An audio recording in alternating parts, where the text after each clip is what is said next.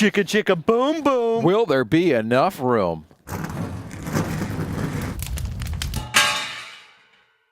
Welcome back into the Rowdy Studio. I'm Buzz Cutler, sitting alongside Bass Masters, talking Texas Motor Speedway.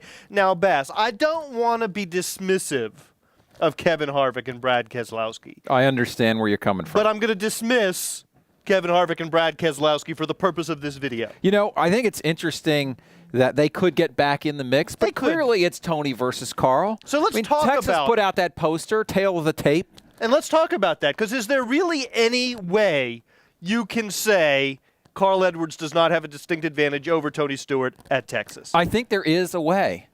And I have to say, you know, I was surprised when I looked at the numbers, and maybe you were as well, that if you look at Carl Edwards' record at Texas, it's very hit or miss.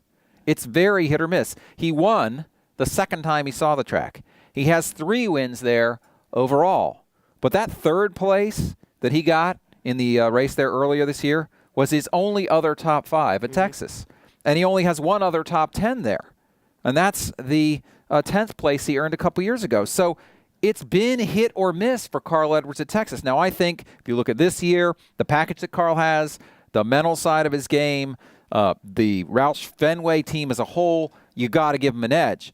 But it's not like a lost cause for Tony, like, oh, Carl always outruns Tony at Texas. That's simply not the case. Yet, on the other hand, if you look at the official press release, pre-race press release that Tony Stewart's team puts out, you know what they're harping on here? One of the highlights that they're offering as evidence of Tony Stewart's strength at Texas Motor Speedway, he won round 2 of IROC at Texas. He's got a great feel for the track. He won round 2 of IROC 30 at Texas. He's got 1 pole, 1 win in his career. I mean, you know, Tony Stewart can win pretty much on any track on any given Sunday, to coin a popular phrase. Well done. But it's Texas. It's a 1.5 mile downforce track. Now, I just think it's less of an edge for Carl than I assumed it was. When you go back and look, you're going to think, you know, Tony Stewart, I think, is going to be in the top 10. You know, he's going to figure out a way to get there. Whereas with Carl, I think he will as well, and I suspect he'll be battling for the win. But there is that chance, if you look at the numbers, there is that chance that just it doesn't all add up for him. There is a chance, especially because it's Tony Stewart, and once he got the scent of blood in his nostrils, man. Yeah, I agree. He's a little bit well, look, here's a good point. When you talk about that, think about the Martinsville race. Think about what happened there.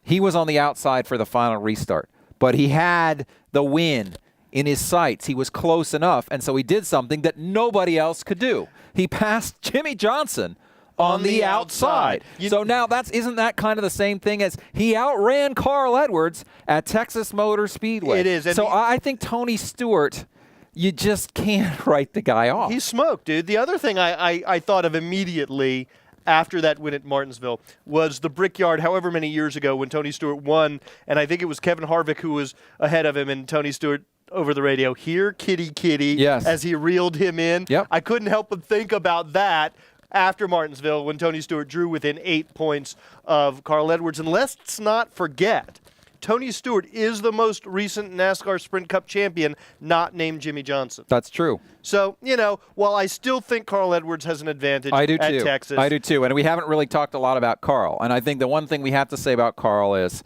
he's shown a resiliency this year. You know, the guy only has 1 win, none in the chase. So the consistency that you need to win this championship, he's been able to find. Right? And even on those days, when you think about this chase for Carl Edwards, I mean, he has salvaged some decent finishes when things did not look good, and Martinsville was another example. So Carl Edwards has got something going into this too, and I think that's a solid mental game, along with the fact that, as we say, the Roush Fenway stuff should be good there. Carl Edwards will not succumb to pressure the way Denny Hamlin might have last season. He is not going to be intimidated, not even by Tony Stewart. But it'll be interesting, and perhaps Matt Kenseth can be the spoiler in all of this. Yep. It remains to be seen. That's Bassmasters. I'm Buzz Cutler. Thanks for watching. Rowdy.com. Say it like it is. Say what like it is? Rowdy.com.